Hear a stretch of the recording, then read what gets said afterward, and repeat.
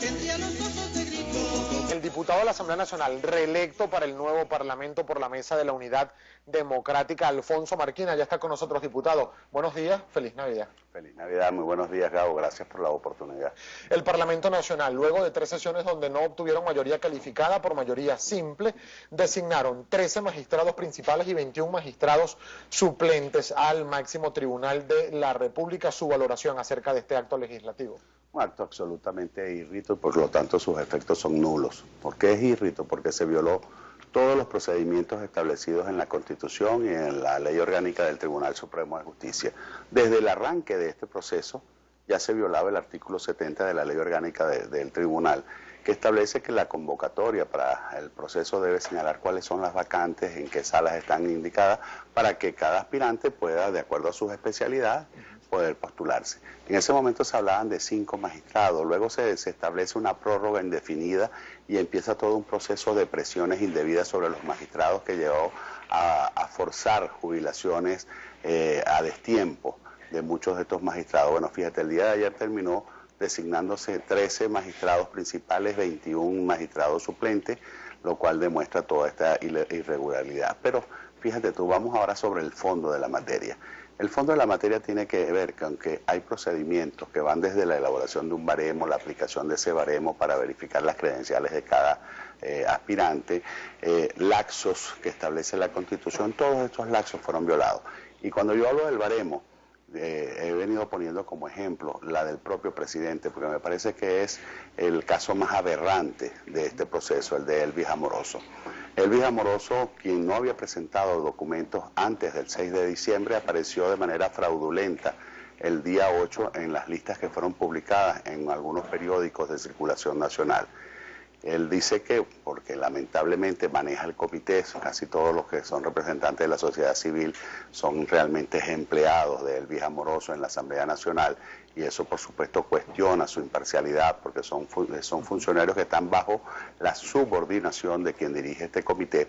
Se le levantó un acta diciendo que sí, que efectivamente lo había presentado con anterioridad, y la pregunta entonces que uno hace es, bueno, el comité actuó con imparcialidad, aplicó el baremo en el caso de Elvis Amoroso, y si no lo aplicó con Elvis Amoroso, ¿qué garantía tiene el pueblo de Venezuela que se aplicó con los demás aspirantes? Elvis Amoroso, por ejemplo, para el momento cuando se presentaron esos recaudos, según usted fuera de tiempo, del presidente del Comité de Postulaciones Judiciales, Elvis Amoroso, ¿seguía en funciones de presidente del Comité de Postulaciones? Porque dijo que él había renunciado. Bueno, y si él había renunciado, ¿cómo es que ayer presenta entonces como presidente del comité la terna y el informe? O sea, o renunció o no renunció, pero en todo caso, si hubiese renunciado, supón tú que hubiese renunciado, al ser aspirante también su hijo tenía que renunciar, porque de acuerdo a la LOPA, la Ley Orgánica de Procedimientos Administrativos, cuando hay lazos de consanguinidad hasta en 4º grado, el funcionario administrativo tiene la obligación de inhibirse. En este caso no lo hizo.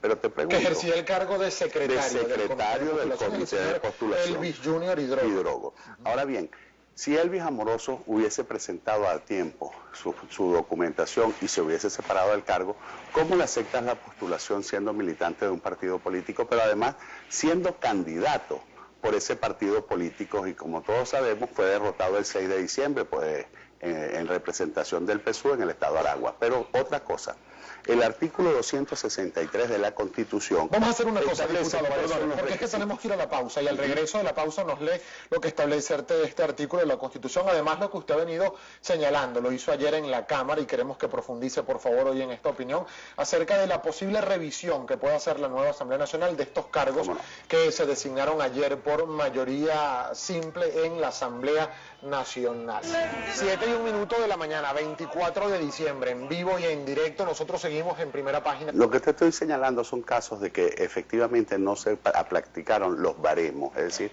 las evaluaciones de credenciales, y estoy poniendo como ejemplo al que era presidente del comité, el señor Elvis Amoroso, que luego se presentó en la lista como Elvis Hidrogo, quizás con la intención de que nadie se percatara que era él.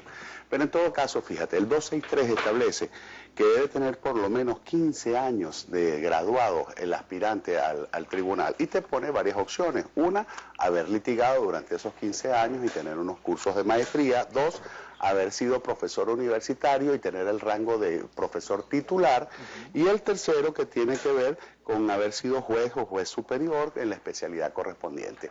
Elvis Hidrogo se graduó en la Universidad Bicentenaria en el año 2006. Es decir, apenas tiene 9 años de graduado como abogado, nunca ha litigado, y la pregunta es, ¿cómo aparece en el Pero no Estado? fue seleccionado como magistrado. No, fue seleccionado, o sea, aquí estaba como aspirante con supuestas credenciales, y fue supuestamente excluido ayer en la mañana porque él venía entre las postulaciones. Ahora, si Elvis Hidrogo no cumplía las condiciones y está en el listado, ¿cuántos otros no cumplían las condiciones y están en el listado? Por ejemplo, El diputado Serpa, el diputado Santinetti, que hasta ayer eran diputados e incluso tuvieron la desfachatez de votar su propia designación.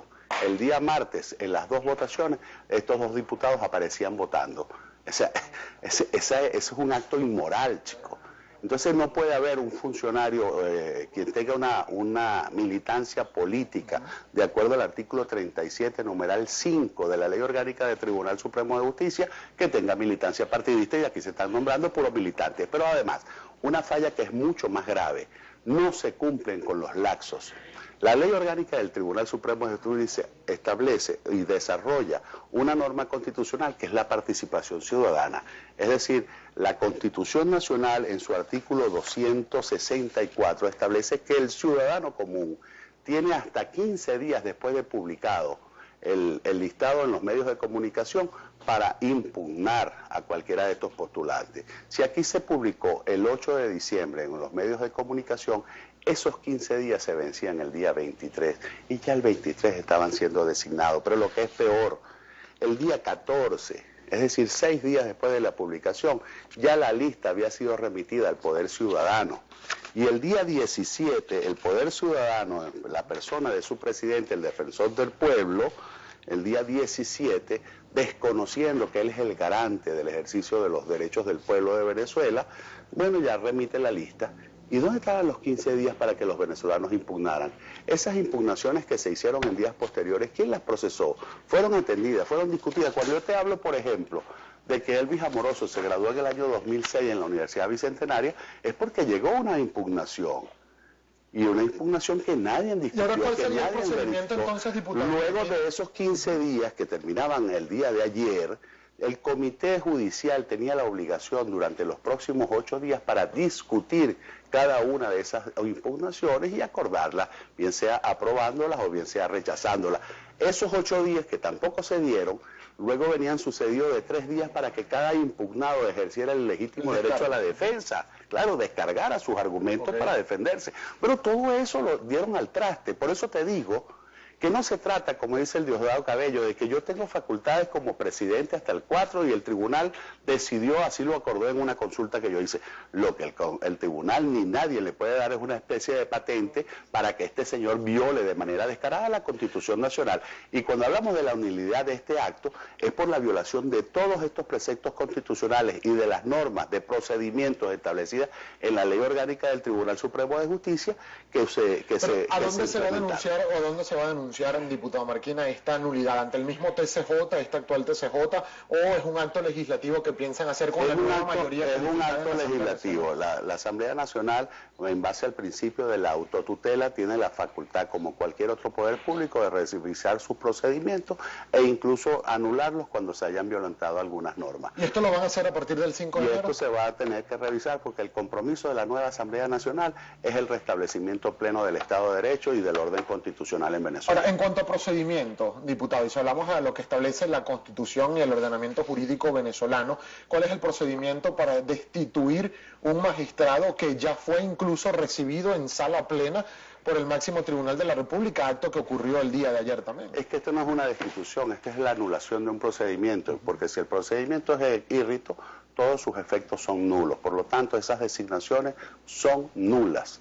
Y la Asamblea Nacional tiene la facultad constitucional de revisar a través del ejercicio de la autotutela todos los procedimientos y designaciones que se hagan. Vamos a revisar, diputado, si le parece, algunos de los comentarios que nos llegan a través de nuestra cuenta en Twitter, @primerapágina. Uno de ellos lo hace la señora Belkis Hidalgo y dice Marquina que revisen las credenciales de esos magistrados porque solo tienen carnet del PSV. ¿Qué justicia puede esperar entonces el pueblo? Le pregunta la señora Belkis Hidalgo.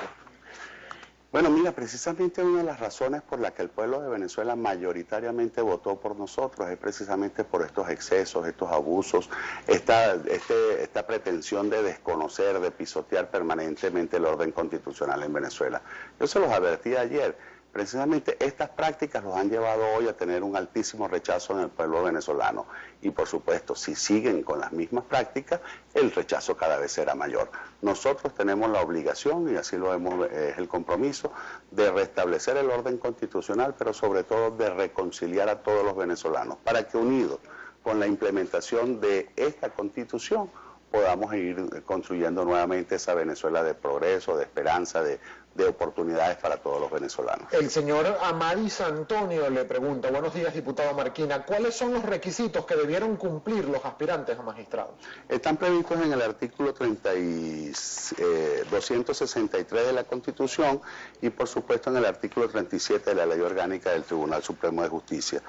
Tener nacionalidad venezolana, ser ciudadano de reconocida honorabilidad y la de 15 años de ejercicio profesional, que te dije, hay 3 opciones que nos da la Constitución, una la actividad docente con el grado de profesor titular, una de abogado litigante con maestrías y cursos de especialización, o la de 15 años siendo juez y alcanzando el rango de juez superior.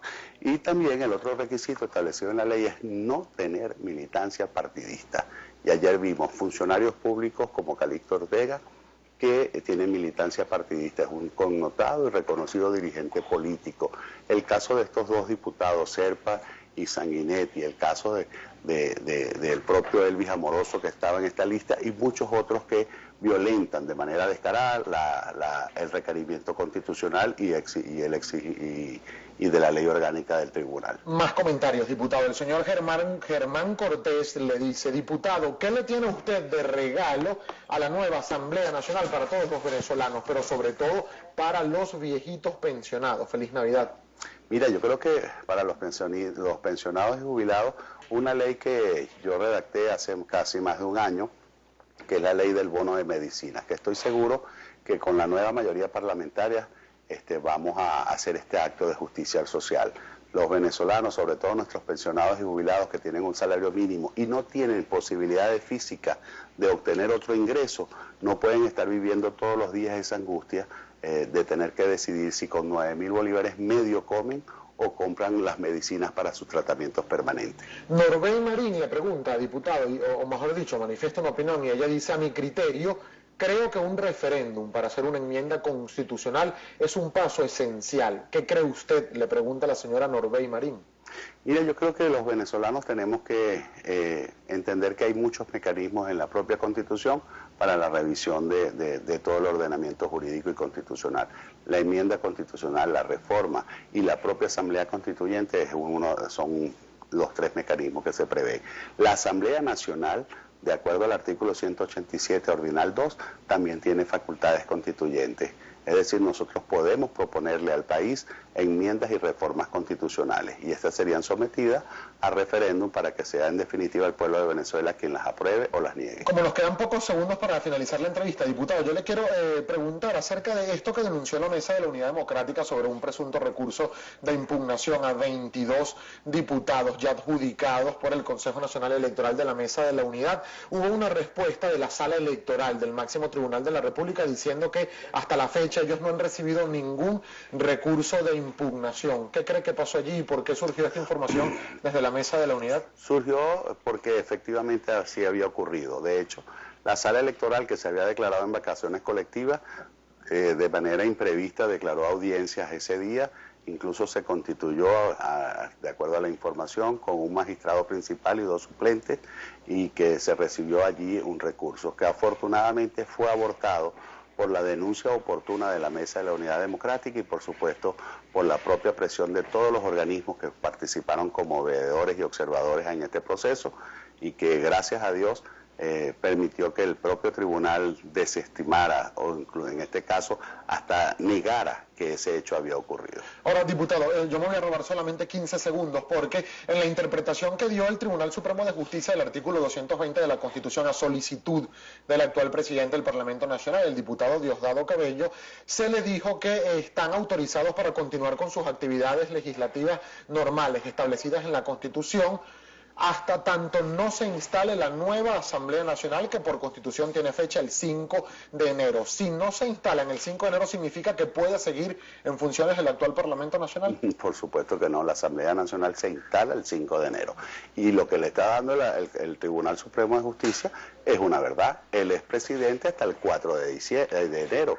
Pero eso no significa que pueda violentar esta Constitución. Todas sus actuaciones y todas las actuaciones de la Asamblea Nacional tienen que estar dentro del marco constitucional. Por lo tanto, aquellas que sean al margen de la Constitución, la nueva Asamblea que se instala el 5 de enero, tendrá la oportunidad de revisarlas y por supuesto de anularlas si se han violado. ¿Y está todo listo y garantizado para que se instalen efectivamente el 5 de enero, diputado? Estamos en ese proceso, no hemos logrado instalar las comisiones de coordinación entre la Asamblea Nacional saliente y la que por mandato mayoritario del pueblo de Venezuela se va a instalar el 5.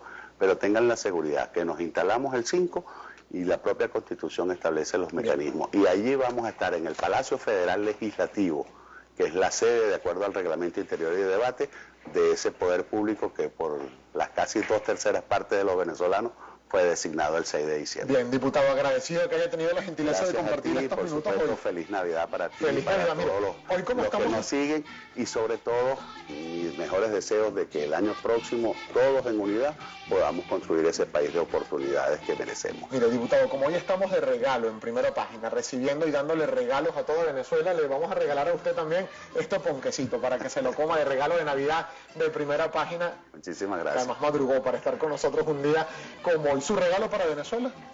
Mi compromiso de trabajo, de lucha y de constancia dentro de la Asamblea Nacional.